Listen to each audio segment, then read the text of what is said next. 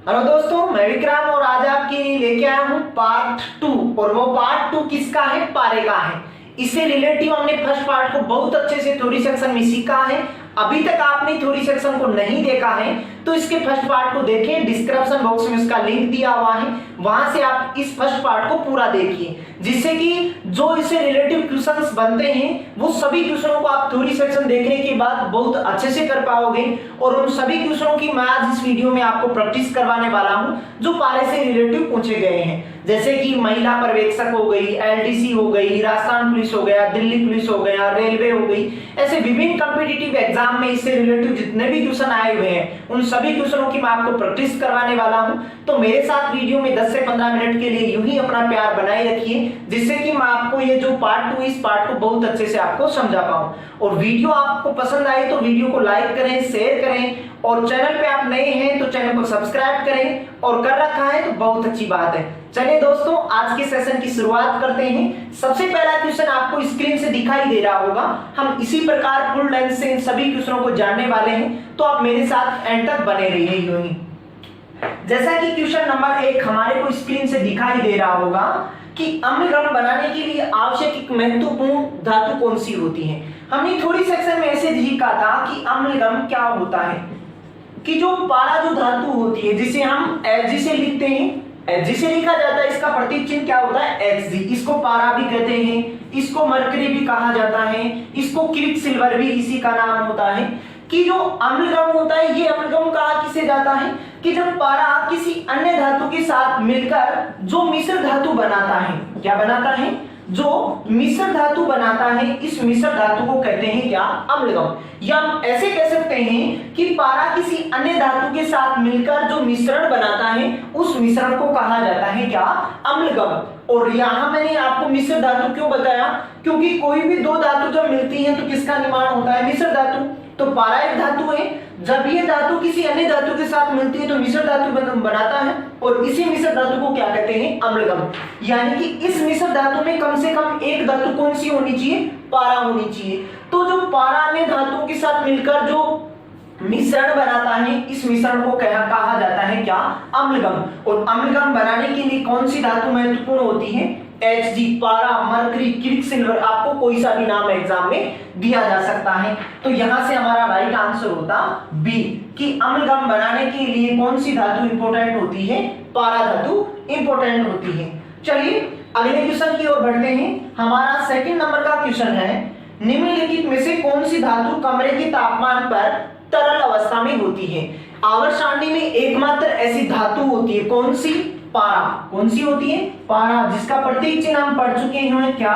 Hg। इसका अन्य नाम भी हम जान चुके हैं कि इसका अन्य नाम क्या होता है? क्विक सिल्वर होता है। क्या होता है? Quick silver. कि पारा एक ऐसी धातु होती है जो कमरे के तापमान पर द्रव अवस्था में पाई जाती है। ये एकमात्र ऐसी आवर्त सारणी की धातु होती है। और इससे रिलेटिव आपको अन्य बातों को मैं बता दूं कि जो पारा होता है, पारा पीरियोडिक टेबल में 12वें वर्ग में आता है। कौन से वर्ग में आता है? 12वें वर्ग में। अब वर्ग क्या होता है? जो इस प्रकार की जो डब्बे होते हैं आवर्त सारणी में, उनको कहा जाता है वर्ग। जबकि आवर्त सारणी में इस प्रकार के जो डब्बे होते हैं उनको कहते हैं क्या? आवर्त कहते हैं। क्या कहते हैं? आवर्त। तो जो पारा होता है, पारा 12वें वर्ग में आता है और 6 नंबर के आवर्त में आता है। डायरेक्टली एग्जाम में आपको पूछा जाता है। तो जो पारा होता है, पारा द्रव अवस्था में पाई जाने वाली धातु होती है। देखो कोई सी भी धातु ऐसी नहीं होती वो द्रव अवस्था में पाई जाती है, लेकिन अपवाद स्वरूप पारा एक धातु होने के साथ साथ ये द्रव अवस्था में भी पाया जाता है। तो राइट आंसर होता हमारा कौन सा? डी इसका राइट आंसर होता कि ऐसी कौन सी धातु होती है? पारा एक ऐसी धातु होती है जो द्रव अवस्था में पाई जाती है। चलिए अगले क्वेश्चन की ओर बढ़ते हैं। हमें अगला क्वेश्चन भी जैसा सेकंड नंबर का क्वेश्चन था कुछ उसी प्रकार का क्वेश्चन है, लेकिन लैंग्वेज हमारे को यहां से ट्रेस करनी थी कि हमारे को क्वेश्चंस का उत्तर किस प्रकार का बताना है। निम्नलिखित में से कौन सी धातु कमरे के तापमान पर तरल है? वही बात पूछी हुई है। तो जो एकमात्र ऐसी धातु, देखो कोई सी भी धातु तरल अवस्था में नहीं पाई जाती है, लेकिन पारा तरल अवस्था में पाया जाता है और वो धातु भी है। इस कारण ये इंपॉर्टेंट है, यहाँ से बहुत से एग्जाम में क्वेश्चन पूछे जाते हैं। जैसा कि आप तीसरे नंबर का क्वेश्चन देख पा रहे होंगे, मॉडरेट क्वेश्चन है। 2019 में ये क्वेश्चन पूछा गया है। आरआरबी की जो जेईई की एग्जाम लगी थी वहां से ये क्वेश्चन पूछा हुआ है आपको। तो यहां से हमारा सही उत्तर होता कौन सा, सी, कि पारा एक ऐसी धातु होती है जो द्रव अवस्था में पाई जाती है। चलिए अगले क्वेश्चन की ओर बढ़ते हैं। हमारा अगला क्वेश्चन है निम्नलिखित में से विषम को चुने। अब देखो ये आपको एनटीपीसी के एग्जाम में पूछा हुआ है, बहुत इजी क्वेश्चन है। हमारे को यहाँ से विषम को चुनना था। ए ऑप्शन पारा है, बी जो ऑप्शन है इसका क्या है, पारद, या इसको लिखा हुआ है क्या, क्विक सिल्वर। क्या लिखा हुआ है, क्विक सिल्वर। आप यहाँ से ऐसे मत समझना कि क्विक सिल्वर, सिल्वर यानी तो चांदी होता है, लेकिन इसके आगे आपकी क्विक और लगा हुआ है। सिल्वर किसे कहते हैं, चांदी को। और चांदी से रिलेटिव भी हम बहुत सी इंपॉर्टेंट बातों को जान चुके हैं। अभी तक आपने नहीं देखा है तो प्लेलिस्ट को चेक करें और वहां से आप चांदी से रिलेटिव सभी इंपॉर्टेंट क्वेश्चन और जो उसका थ्योरी सेक्शन है वो आप वहां से सीख सकते हैं। इसी प्रकार मैं आपको छोटे छोटे वीडियो के माध्यम से बहुत ही इंपॉर्टेंट क्वेश्चनों के साथ वाकिफ करवाने वाला हूं, तो मेरे साथ आप कुछ उम्मीद लेके जुड़े होंगे। आप इसी प्रकार चैनल पे मेरे साथ बने रहिए, जिससे कि मैं आपको साइंस से रिलेटेड जितना भी कंटेंट होता है जिसमें आपको परेशानियां होती हैं उनको बहुत इजी वे से आपको समझा सकूं। तो पारा क्विक सिल्वर किसका नाम होता है, ये पारे का ही नाम होता है। जबकि थर्ड ऑप्शन दिया हुआ है हमारे को क्या, हाइड्रा रेजिरम। क्या दिया हुआ है, हाइड्रा रेजिरम। डी ऑप्शन है हमारे पास ब्रोमोस, ऐसे दिया हुआ है। अब हमारे को यहाँ से भिन्न चुनना था। अब भिन्न भी बहुत इजी वे से हम चुन सकते थे। कैसे, कि पारा होता है, इस पारे का ही नाम क्या होता है, क्विक सिल्वर होता है, यानी कि ए ऑप्शन और बी ऑप्शन दोनों आपस में क्या है, बराबर है। इसी के साथ हाइड्रा रेजिरम क्या है, ये पारे का लैटिन नाम होता है। जैसे कि सोने का लैटिन नाम क्या होता है, ओरम होता है, चांदी का लैटिन नाम अर्जेंटम होता है, उसी प्रकार पारे का लैटिन नाम होता है हाइड्रा रेजिरम। यानी कि ए ऑप्शन, बी ऑप्शन और सी तीनों ही किससे रिलेटिव है, पारे से रिलेटिव है। और यहां से अलग कौन सा था, अलग था कौन, ब्रोमोस, जिसका हमने थ्योरी सेक्शन में कहीं नाम ही नहीं पढ़ा है। तो यहां से राइट आंसर होता कौन सा, डी, क्योंकि हमें यहां से भिन्न को चुनना था। तो राइट आंसर आप जान पाएंगे। चलिए अगला 5वें नंबर का क्वेश्चन भी बहुत इजी क्वेश्चन है। अभी तक आप मेरे साथ शुरू से बने होंगे तो 5वां क्वेश्चन भी आप बहुत अच्छे से बता पा रहे होंगे। 5th नंबर का क्वेश्चन है क्विक सिल्वर किसे कहते हैं, ऐसे दिया हुआ है ऑप्शन में, पर्सन में ऐसे आपके पास क्विक सिल्वर किसे कहा जाता है, क्विक सिल्वर। तो अभी हमने इससे पीछे वाले क्वेश्चन में जाना कि क्विक सिल्वर किसका नाम होता है, पारा का नाम होता है, जिसका प्रतीक चिन्ह क्या होता है, Hg होता है, जिसका परमाणु क्रमांक एटॉमिक नंबर कितना होता है, 80 होता है, द्रव्यमान कितना इसका 200 होता है। ऐसा हमने सीख चुके हैं इससे रिलेटिव। तो 5वें नंबर का राइट आंसर होता कौन सा, बी। और पारे को ही क्या कहते हैं, मरकरी कहते हैं। तो राइट आंसर होता हमारा बी होता। चलिए नेक्स्ट अगला 6 नंबर का क्वेश्चन है प्रारंभिक थर्मामीटर में किस तत्व जो प्राकृतिक रूप से अत्यधिक जहरीला होता है का प्रयोग किया जाता है। अब जो थर्मामीटर, आप नाम सुनते होंगे थर्मामीटर, किसका नाम सुनते होंगे, थर्मामीटर। जब बुखार होती है तो बुखार मापने के लिए जो डॉक्टर पेंसिल इसी काम में लेता है उस पेंसिल को कहते हैं हम क्या, थर्मामीटर। और उस थर्मामीटर में आपने नोटिस किया होगा कि जैसे ही वो अपने मुंह में डालता है तो उसका पारा ऊपर नीचे चढ़ता है, जिसके आधार पर डॉक्टर पता करता है कि हमारी बॉडी का तापमान कितना है और तापमान के अनुसार वो बुखार का पता लगाता है कि बुखार कितनी तेज है। तो उस थर्मामीटर, अब देखो यहां से थर्मामीटर का भी आपको पता रखना है कि थर्मामीटर से क्या मापा जाता है, बुखार को मापा जाता है, बॉडी की टेम्परेचर को मापा जाता है। तो थर्मामीटर में किस धातु का उपयोग किया जाता है, पारा धातु का उपयोग किया जाता है। जैसे कि वो ऊपर नीचे चढ़ता है, जैसा आप चित्र में भी देख पा रहे होंगे कि जो थर्मामीटर आता है वो थर्मामीटर किस प्रकार का होता है। तो राइट आंसर होता हमारा कौन सा, बी, कि जो मरकरी होता है वो उस मरकरी का उपयोग किया जाता है। चलिए 7 नंबर का क्वेश्चन बहुत इजी है। 7 नंबर का क्वेश्चन सभी स्टूडेंट इस 7 नंबर के क्वेश्चन का उत्तर बता पा रहे होंगे। पारा एक ऐसी धातु है जो 0 डिग्री सेंटीग्रेड पर तरल रहती है। इसका कारण क्या है, जो पारा होता है ये पारा तरल अवस्था में होता है 0 डिग्री सेंटीग्रेड पे, यानी कि कमरे के तापमान पर ये तरल अवस्था में पाया जाता है। क्यों, क्योंकि पारा जो है इस पारे में आयनिक ऊर्जा अत्यधिक होती है और इसका धात्विक बंध अत्यधिक मात्रा में कमजोर होता है, यानी कि वीकली इसका धात्विक बंध होता है और आयनिक ऊर्जा इसकी अत्यधिक होती है, जिसके कारण ये तरल अवस्था में पाया जाता है। तो राइट आंसर होता है यहां से बी। ऐसे हमने बात सीखी है कहां, थ्योरी सेक्शन में। तो इस टॉपिक को आप और भी अच्छा बनाना चाहते हो तो इसके फर्स्ट पार्ट को भी देखें, डिस्क्रिप्शन बॉक्स में इसका लिंक दिया हुआ है, वहां से आप इसको बहुत अच्छे से देख सकते हैं। और जैसे जैसे हम टॉपिकों को पढ़ते हैं वैसे वैसे आप खुद अपने नोट्स बनाते चलिए, जिससे कि आपको और भी अच्छी बातें सीखने को मिल सकती हैं। चलिए अगले क्वेश्चन की ओर बढ़ते हैं। निम्न में से कौन सबसे कम अभिक्रियाशील है? ऑप्शनों में हमारे को चुनना था कि कौन सबसे कम अभिक्रियाशील है, तो यहां से हमारा राइट आंसर होता है कौन सा? सी, कि दिए हुए ऑप्शनों में पारा सबसे कम अभिक्रियाशील है, जबकि मैग्नीशियम हो गया, हाइड्रोजन हो गया, एल्यूमिनियम हो गया, ये अभिक्रियाशीलता श्रेणी में इस पारे से ऊपर आते हैं। तो राइट आंसर होता हमारा क्या? सी। नेक्स्ट 9 नंबर का क्वेश्चन है, क्विक सिल्वर क्या है? ऐसा हम सीख चुके हैं कि क्विक सिल्वर क्या है? क्विक सिल्वर, क्विक सिल्वर किसे कहते हैं? Hg को कहते हैं, पारे को कहते हैं, मरकरी को कहते हैं। तो यहां से हमारा सही उत्तर होता बी, इसका राइट आंसर होता। वहां लिखा हुआ है कि Hg क्या है? Quick silver. अब यहां से चांदी, चांदी का प्रतीक चिन्ह आपको दिखाई दे रहा होगा, चांदी का प्रतीक चिन्ह होता है Ag। मैं आपको ये क्यों बता रहा हूं? क्योंकि बहुत सी एग्जाम ऐसी होती है वहां आपको प्रतीक चिन्ह भी पूछे जाते हैं।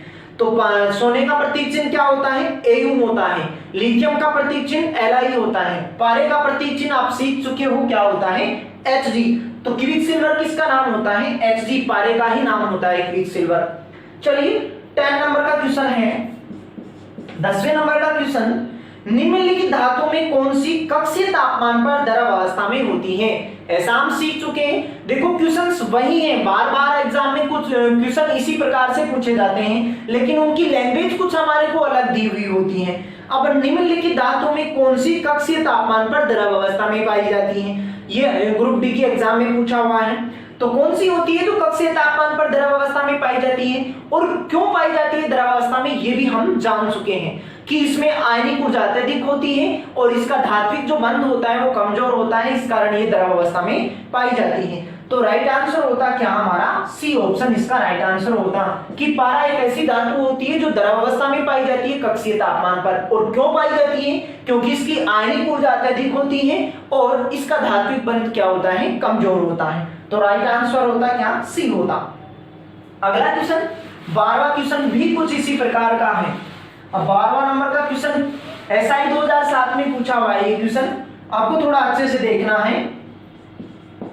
12वें नंबर का क्वेश्चन है, कौन सी एकमात्र द्रव धातु है? अब देखो इससे पीछे वाला क्वेश्चन आपने नोटिस किया होगा और ये क्वेश्चन नोटिस कर पा रहे होंगे। दोनों ही क्वेश्चनों का उत्तर आप जान चुके हैं, दोनों का उत्तर समान है, लेकिन लैंग्वेज दोनों में कुछ अलग अलग है। तो आप इन लैंग्वेजों को ट्रेस करना भी सीखें कि कौन सी एकमात्र द्रव धातु है। हम ऐसे जान चुके हैं कि एकमात्र द्रव धातु कौन सी होती है? पारा होती है, जिसका प्रतीक चिन्ह क्या होता है? Hg होता है, जिसके अन्य नाम क्विक सिल्वर होता है, इसका लैटिन नाम हाइड्रारजिनम होता है, इसका परमाणु क्रमांक 80 होता है, परमाणु द्रव्यमान 200 होता है। ऐसा हम सीख चुके हैं बहुत अच्छे से। तो यहाँ से राइट आंसर होता हमारा क्या? बी। और पारे को क्या कहा जाता है? मरकरी कहा जाता है। तो सही उत्तर आप जान पाए होंगे। नेक्स्ट 13वें नंबर का क्वेश्चन। अब 13वें नंबर के क्वेश्चन को कुछ अलग वे से आपको नोटिस करना था। अब यहाँ आपका उत्तर पारा नहीं है, मैं क्वेश्चन को पढ़ने से पहले ही बता दूं कि आप इसका उत्तर लगा पा रहे थे क्या? पारा। अब इसका उत्तर पारा नहीं होगा क्योंकि प्रश्न कुछ अलग है। जैसे कि मैं आपको दोनों ही क्वेश्चनों को साथ दिखाता हूँ। इससे पीछे वाला क्वेश्चन आप देख पा रहे होंगे 12वें नंबर का क्वेश्चन, इसको नोटिस करो आप। और जो 13वें नंबर का क्वेश्चन अब हम डिस्कस करने जा रहे हैं उसको पहले नोटिस करें आप। इन दोनों में अलग क्या है? 12वें नंबर के क्वेश्चन में हमें पूछा है क्या? एकमात्र द्रव धातु, लेकिन अब हमें पूछा एकमात्र अधातु। अधातु पूछा है और इससे पीछे वाले में धातु पूछा है। यदि आपको धातु पूछा जाता है तब हमें उत्तर लगाना है क्या? पारा। लेकिन यदि अधातु पूछा जाता है तब हमें उत्तर लगाना होता है यहाँ क्या? ब्रोमीन। ब्रोमीन एक अधातु होती है जो द्रव अवस्था में पाई जाती है और ये महिला पर्यवेक्षक की एग्जाम में 2015 के पेपर में ये क्वेश्चन पूछा जा चुका है कि ऐसी कौन सी अधातु, मैं बार बार जोर दे रहा हूं अधातु पे, कि कौन सी एक ऐसी अधातु होती है जो द्रव अवस्था में पाई जाती है? ब्रोमीन। जबकि धातु के बारे में पूछे कि धातु कौन सी होती है जो द्रव अवस्था में पाई जाती है, वो होती है पारा। और अधातु कौन सी? ब्रोमीन। ब्रोमीन का प्रतीक चिन्ह Br। ऐसा आप समझ चुके हैं। तो राइट आंसर होता हमारा क्या? सी, कि 13वें नंबर का क्वेश्चन है, इसका सही उत्तर होता है कौन सा? सी। ये महिला पर्यवेक्षक के एग्जाम में पूछा हुआ है 20/12/2015 का जो पेपर था उसमें। चलिए अगले क्वेश्चन की ओर बढ़ते हैं। निम्नलिखित में से कौन सी धातु सामान्यतः तापमान पर द्रव अवस्था में पाई जाती है? अब देखो वही क्वेश्चन आपको घुमा घुमा के पूछा जाता है। अब ये क्वेश्चन LDC की एग्जाम में पूछा गया है, 14वें नंबर का क्वेश्चन, कि कौन निम्न में से कौन सी धातु सामान्यतः तापमान पर द्रव अवस्था में पाई जाती है। कौन सी पाई जाती है ऐसा आप समझ चुके हैं। अब इसमें आपको डिटेल से बताने की कोई आवश्यकता नहीं है कि ऐसी कौन सी धातु होती है। मरकरी, अब ये देखो एलडीसी के एग्जाम में पूछा हुआ है, क्वेश्चंस वही था, उत्तर भी आप समझ पा रहे थे, लेकिन इसकी लैंग्वेज कुछ हमारे को अलग वे से प्रस्तुत की हुई थी। तो कौन सी धातु होती है? पारा, मरकरी, एचजी, क्विकसिल्वर, हाइड्रोजन, सभी नाम आपको पता होने चाहिए। तो राइट आंसर होता है इसका ए होता।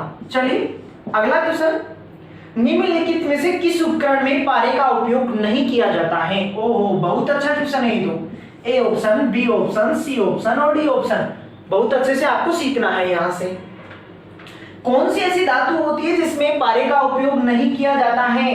बैरोमीटर, आप जान पाए होंगे, थोड़ी सेक्शन जब हमने किया था तो लास्ट टाइम हम पढ़ रहे थे पारे के उपयोग, पारे की जहां भी हम उपयोग पढ़े थे वहां आप हमारे पास नाम आया था बैरोमीटर का। और एक है स्फाइगो मैनोमीटर,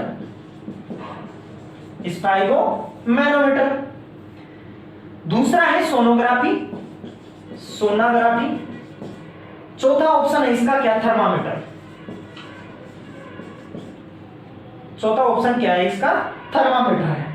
अब यहां से हमें बताना था कि कौन सा ऐसा ऑप्शन है, कौन सा ऐसा उपकरण है जिसमें पारे का कभी भी उपयोग नहीं किया जाता है। बैरोमीटर वायुमंडलीय जो घटनाएं होती हैं, आंधी, तूफान, बरसात, इनकी जानकारी देता है। कौन सा यंत्र? बैरोमीटर। और इस बैरोमीटर में पारे का उपयोग किया जाता है। जब ये पारा ऊपर चढ़ता है अचानक, जब ये अचानक नीचे गिरता है, इससे से अनुमान लगाया जाता है कि आंधी आने वाली है या बरसात आने वाली, कुछ भी वायुमंडल संबंधी जो घटनाएं होती है वो किसके द्वारा ज्ञात की जाती है? बैरोमीटर। नेक्स्ट, यानी कि बैरोमीटर में पारे का उपयोग किया जाता है। स्फाइगोमैनोमीटर, स्फाइगो जो मैनोमीटर आता है वो क्या होता है? इसका उपयोग करता है कौन? डॉक्टर। कौन करता है? डॉक्टर। और उसमें जो पारा चढ़ता है ना, तो उसमें कौन सी होती है? पारा धातु का उपयोग किया जाता है। तो बी ऑप्शन, इसमें भी पारे का उपयोग किया जाता है। सोनोग्राफी में कभी भी पारे का उपयोग नहीं किया जाता है। इसमें तो रे काम करती है, किरणें काम करती हैं। तो यहां से हमारा सही उत्तर होता कौन सा? सी, कि सोनोग्राफी में कभी भी पारे का उपयोग नहीं किया जाता है। और थर्मामीटर आप सीख चुके हो, जो बुखार मापने का जो यंत्र आता है उसको कहते हैं थर्मामीटर, यानी कि बॉडी का टेम्परेचर मापा जाता है। और उसमें किसका उपयोग करते हैं? पारे का उपयोग होता है। तो राइट आंसर होता है हमारा क्या? सी, कि सोनोग्राफी में कभी भी पारे का उपयोग नहीं होता है। चलिए अगला 16वें नंबर का क्वेश्चन है, उस धातु का नाम बताओ जो कमरे के तापमान पर द्रव अवस्था में पाई जाती है। अब देखो ये भी क्वेश्चन महिला पर्यवेक्षक के एग्जाम में पूछा हुआ है। क्वेश्चंस का उत्तर भी आप बता पा रहे होंगे। अब देखो जैसे जैसे हम क्वेश्चनों की ओर आगे की ओर बढ़ते हैं तो आप वैसे ही कमेंट बॉक्स में अपना उत्तर दें, जिससे कि आपका जो लेवल है वो लेवल बहुत अच्छे से बढ़ पाएगा। आप टेस्ट पेपर के अनुसार इन सभी क्वेश्चनों को देखें। अब देखो जैसे जैसे हम क्वेश्चनों की आगे की ओर बढ़ते हैं तो वैसे वैसे आप कमेंट बॉक्स में इन क्वेश्चनों का उत्तर भी दें। और उत्तर आप तब बहुत अच्छे से दे पाओगे जब आपने इसका थ्योरी सेक्शन देखा है। तो 16वें का उत्तर आप कमेंट बॉक्स में लिख के बता दिया करो कि इसका उत्तर सर ये होगा। उस धातु का नाम बताओ जो कमरे के तापमान पर द्रव अवस्था में होती है। महिला पर्यवेक्षक के एग्जाम में क्वेश्चन पूछा हुआ है। तो यहाँ से हमारा उत्तर होता कौन सा? पारा, की Hg जो धातु होती है वो कमरे के तापमान पर द्रव अवस्था में पाई जाती है। चलिए आज के सेशन का लास्ट क्वेश्चन देखते हैं 17वां। निम्नलिखित में से कौन सी धातु अन्य धातुओं के साथ अम्लगम बनाती है? कौन सी धातु अम्लगम बनाती है? मरकरी। पारा एक ऐसी धातु होती है वो अन्य धातुओं के साथ मिलकर किसका निर्माण करती है? अम्लगम का निर्माण करती है। या आप ऐसे कह सकते हैं कि मरकरी धातु किसी अन्य धातु के साथ मिलकर जो विलयन बनाती है, जो मिश्रण बनाती है, उस मिश्रण को कहते हैं क्या? अम्लगम। तो अम्लगम बनाने के लिए कौन सी धातु इंपॉर्टेंट होती है? वो होती है कौन सी? मरकरी। तो यहां से हमारा राइट आंसर होता है डी, पारद। पारा या पारद इसी का नाम है। तो अब आप क्वेश्चनों को, सभी क्वेश्चनों को आप टेस्ट पेपर के अनुसार जान पाए होंगे। इसी प्रकार आप मेरे साथ चैनल पे बने रहिए, चैनल पे अपना प्यार शेयर करते रहिए मेरे साथ। और चैनल पे आप नए हैं तो चैनल को सब्सक्राइब करें, बेल आइकन को प्रेस करें, जिससे कि मेरे फ्यूचर के सभी वीडियोस का नोटिफिकेशन आप तक सबसे पहले पहुंच सके। चलिए दोस्तों, आपने बहुत अच्छे से टेस्ट पेपर को लगाया होगा। उम्मीद करता हूं आपको समझ में आया होगा, कुछ नई बातें आपको सीखने को मिली होंगी। इसी प्रकार एक नेक्स्ट वीडियो में मैं आपसे बहुत जल्द मुलाकात करने वाला हूं। तब तक के लिए आप अपना ख्याल यूं ही बनाए रखें। धन्यवाद।